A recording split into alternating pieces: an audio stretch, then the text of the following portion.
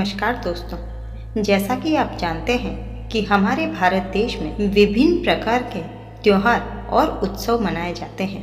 इसी तरह भाई और बहन के प्यार को दर्शाने वाला त्योहार है रक्षाबंधन। आज इस वीडियो के माध्यम से आप रक्षाबंधन से जुड़ी कथा, महत्वपूर्ण जानकारियाँ तथा राखी बांधते समय किन बातों का ध्यान रखना चाहिए, इन बातों को जान पाएंगे। हर साल सावन महीने के शुक्ल पक्ष की पूर्णिमा तिथि को रक्षाबंधन का पर्व मनाया जाता है। रक्षाबंधन के पर्व के दिन श्रावण मास का समापन माना गया है। इस दिन से जुड़ी हालांकि कई कथा और कहानियां प्रचलित है, लेकिन जो सबसे अधिक प्रचलित है वह है भगवान श्री कृष्ण और द्रौपदी की कहानी। आखिर कैसे भगवान श्री कृष्ण द्रौपदी के भाई बने? उन्होंने द्रौपदी को ऐसा क्या वचन दिया कि तब से अब तक हर भाई अपनी बहन को इस दिन तोहफे के साथ वचन भी देता है। बहनें भाई की कलाई पर राखी क्यों बांधती है? इस सवाल का जवाब भी आपको इसी कहानी में मिलेगा। तो आइए जानते हैं श्री कृष्ण और द्रौपदी की रक्षाबंधन से जुड़ी ये रोचक कथा। लेकिन इससे पहले ऐसे अनेक धार्मिक वीडियो देखने के लिए चैनल को लाइक, शेयर और सब्सक्राइब जरूर कर दें। महाभारत के अनुसार भगवान श्री कृष्ण को शिशुपाल का वध करना पड़ा था। भगवान श्री कृष्ण ने शिशुपाल का वध अपने सुदर्शन चक्र से किया था, लेकिन सुदर्शन चक्र को लौटाते समय उनके हाथ में चोट लग गई थी। ये शिशुपाल वही था जो 3 जन्मों से श्री कृष्ण से वैर भाव रखे हुआ था। इस जन्म में भी वे विष्णु के पीछे पड़ गया। दरअसल शिशुपाल भगवान विष्णु का वही द्वारपाल था जिसे कि सनक आदि मुनियों ने शाप दिया था। वे जय और विजय अपने पहले जन्म में हिरण्यकश्यपु और हिरण्याक्ष, दूसरे जन्म में रावण और कुंभकर्ण तथा अंतिम तीसरे जन्म में कंस और शिशुपाल बने। शिशुपाल भगवान श्री कृष्ण का अपमान करने का कोई भी मौका नहीं छोड़ता था, क्योंकि शिशुपाल को ये मालूम था कि श्री कृष्ण उसे 100 अपराध करने तक नहीं मारेंगे। शिशुपाल रुक्मिणी के भाई रुक्मिणी का परम मित्र था।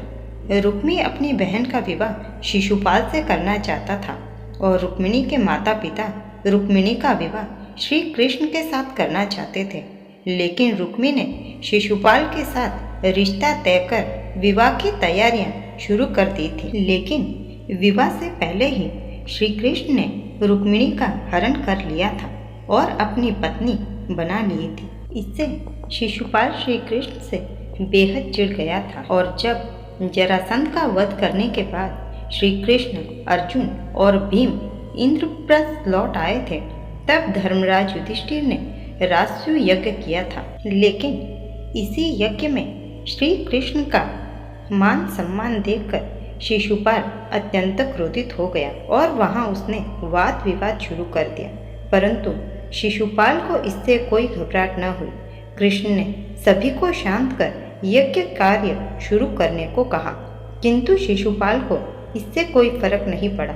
उसने फिर से श्री कृष्ण को ललकारते हुए गालियां देना शुरू की, लेकिन तब श्री कृष्ण ने गरजते हुए कहा, बस शिशुपाल, मैंने तेरे 100 शब्दों को क्षमा करने की प्रतिज्ञा की थी, इसलिए अब तक तेरे प्राण बच रहे हैं। लेकिन अब तुम्हारी 100 गलतियां पूरी हो चुकी है। अभी भी तुम खुद को बचा सकते हो, सक्षम हो। शांत होकर यहाँ से चले जाओ या चुप बैठ जाओ, इसी में तुम्हारी भलाई है। लेकिन शिशुपाल पर श्री कृष्ण की चेतावनी का कोई असर नहीं हुआ, अतः उसने काल के वश होकर अपनी तलवार निकालते हुए श्री कृष्ण को फिर से गाली दी। शिशुपाल के मुख से अपशब्द के निकलते ही श्री कृष्ण ने अपना सुदर्शन चक्र चला दिया और पलक झपकते ही शिशुपाल का सिर काट कर गिरा दिया। शिशुपाल के वध के बाद जब भगवान श्री कृष्ण ने सुदर्शन चक्र को लौटने को कहा, तो लौटते समय भगवान श्री कृष्ण के हाथ में सुदर्शन चक्र से चोट लग गई थी और ये चोट द्रौपदी ने देख ली थी। द्रौपदी ने जैसे ही ये देखा, तब उन्होंने अपनी साड़ी का पल्लू फाड़कर भगवान श्री कृष्ण की कलाई पर उसे बांध दिया। तब भगवान ने द्रौपदी को हमेशा उसकी रक्षा करने का वचन दिया। भगवान श्री कृष्ण ने अपना वचन भी निभाया। कथाओं के अनुसार जब पांडव जुए में कौरवों के हाथों द्रौपदी को हार गए थे तो भरी सभा में उनका चीरहरण करने लगे। तब द्रौपदी ने दोनों हाथ जोड़कर भगवान श्री कृष्ण को याद किया। अपनी बहन के सम्मान की रक्षा करने के लिए भगवान श्री कृष्ण वहां प्रकट हो गए और उन्होंने अपना वचन निभाया। कौरव उनकी साड़ी खींचते रहे लेकिन द्रौपदी का तन ढका ही रहा। तब से इस परंपरा को हर साल सावन के महीने में आने वाली पूर्णिमा के दिन मनाया जाता है। रक्षाबंधन के दिन किन बातों का ध्यान रखना चाहिए, आइए जानते हैं। रक्षाबंधन वाले दिन सुबह भाई बहन जल्दी उठकर स्नान आदि से निवृत्त हो जाएं और नए कपड़े या शुद्ध कपड़े पहने। शुभ मुहूर्त में ही राखी बंधवाएं। राखी बंधवाते समय अपने सिर पर कोई रुमाल जरूर रख ले। इस दौरान सिर खाली नहीं रहना चाहिए। दिशा का ध्यान रखना चाहिए। जब भाई राखी बंधवा रहा हो तो उसका मुंह पूर्व या उत्तर दिशा की ओर ही होना चाहिए। वहीं पीठ पश्चिम या दक्षिण दिशा की ओर होनी चाहिए। दक्षिण दिशा की ओर मुंह करके राखी बंधवाना शुभ नहीं माना जाता है। राखी की थाली में कभी भी टूटे चावल या टूटी राखी नहीं रखनी चाहिए। ध्यान रखें कि जब भी राखी बांधें तो सीधे हाथ पर ही बांधें, क्योंकि शुभ कार्य हमेशा सीधे हाथ से ही किए जाते हैं और इसे शुभ माना जाता है।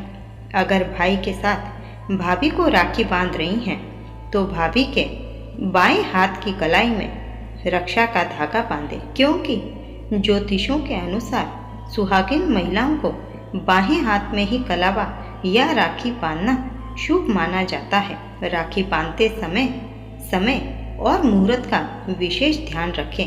अगर भद्रा या सूतक चल रहा है तो उस समय ये शुभ कार्य ना करें।